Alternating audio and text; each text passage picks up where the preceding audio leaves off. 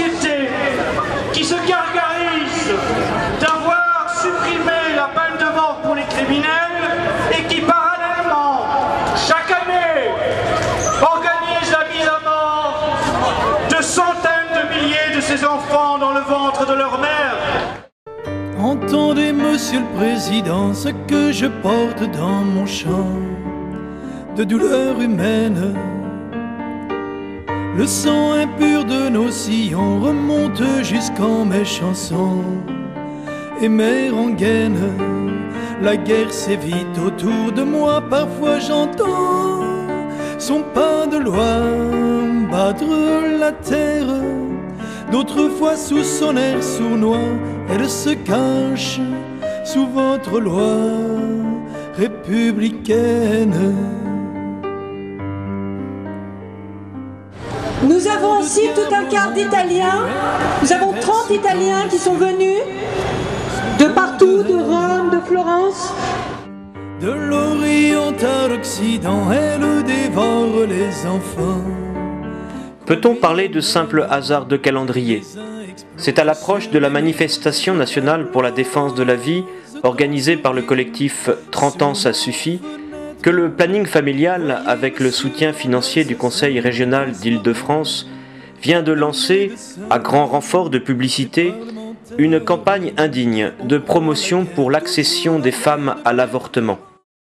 Nous croyons en la valeur de la vie, nous voulons la protéger, nous demandons des lois de protection de la vie et de l'enfant à naître. La qualité d'une civilisation se mesure au respect qu'elle porte aux plus faibles de ses membres. Il n'y a pas d'autre critère de jugement, disait en son temps, et sans doute de manière prophétique, le docteur Lejeune, généticien et découvreur de la trisomie 21.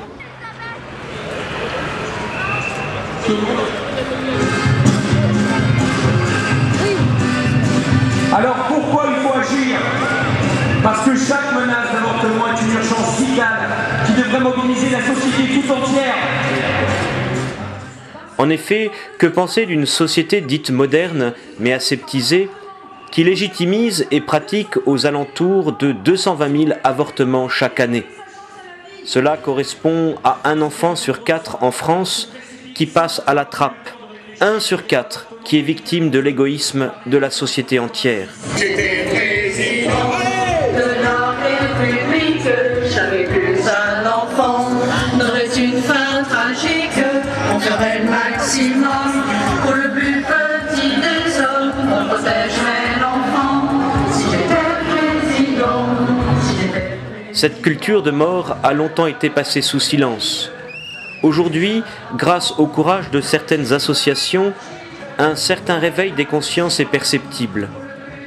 Ainsi, beaucoup ont voulu rappeler aux oreilles de la société toute l'importance de protéger la vie humaine dès sa conception et ont battu le sol parisien dans une ambiance bon enfant. De très nombreux jeunes, des familles entières avec poussettes, des grands-parents soucieux de l'avenir du monde ont tenu à manifester en faveur de la vie bafouée dès le ventre maternel. Il faut changer les choses.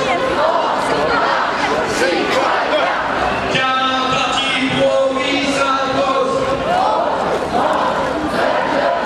Et maintenant les groupes. De nombreux slogans et des calicots appuyaient leurs revendications. Mais rien d'agressif. C'était sous forme d'une tendre supplique plutôt qu'un cri de haine.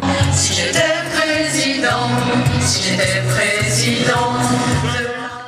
Combien était-il? 10 000, 15 000, 20 000 peut-être? Au-delà de la bataille des chiffres, il est incontestable que le cortège était plus abondant que l'an passé, et sans doute bien moindre que l'an prochain. Si j'étais président de la République, j'avais plus un enfant, n'aurait une fin tragique. Quelques élus ont de nouveau fait le déplacement, et cette année, les manifestants pouvaient compter sur l'appui moral de quelques évêques de France.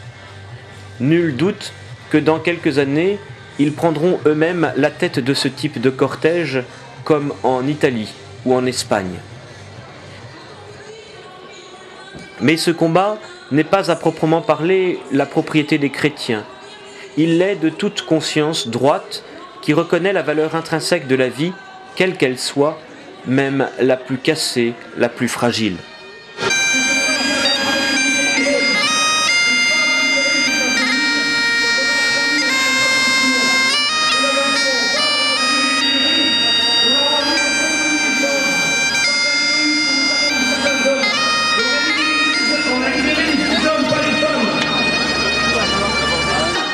Même si le combat est inégal, c'est le combat de David contre Goliath, s'opposer à l'acte médical de mort qu'est l'avortement est un devoir et un droit, puisque ce combat est légitime. Qu'est-ce qui fait la valeur d'une vie? Le caractère sacré de la vie vient justement qu'elle est unique.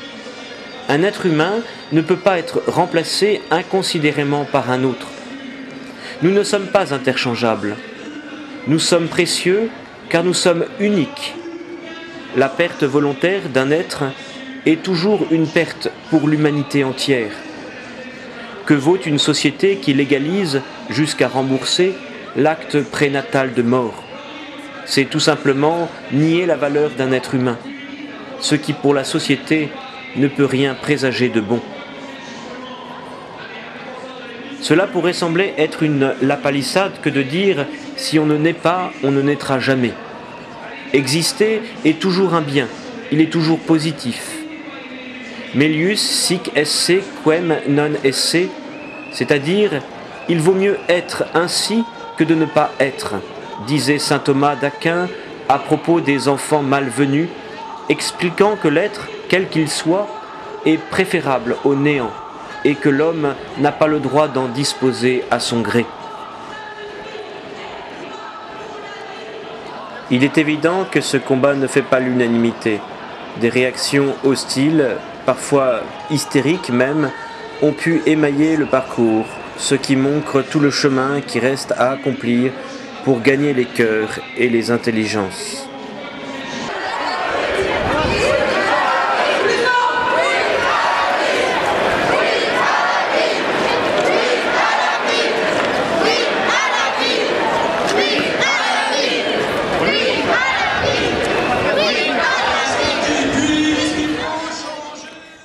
Parce que la vie humaine est un don absolu, parce qu'il n'est pas une bulle de savon qui crève et que l'on crèverait entre deux néants, l'avortement, l'IVG, est un acte intrinsèquement pervers contre lequel il faut lutter dans la vérité, car c'est faire justice et c'est rendre sa noblesse et sa dignité à la société.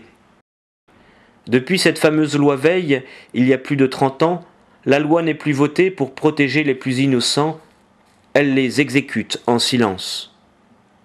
Gageons que ce message passe, à force d'interpeller les politiques et l'ensemble de l'opinion publique sur l'ampleur d'un drame que beaucoup commencent à reconnaître, les mentalités changeront pour une véritable révolution culturelle en faveur de la vie.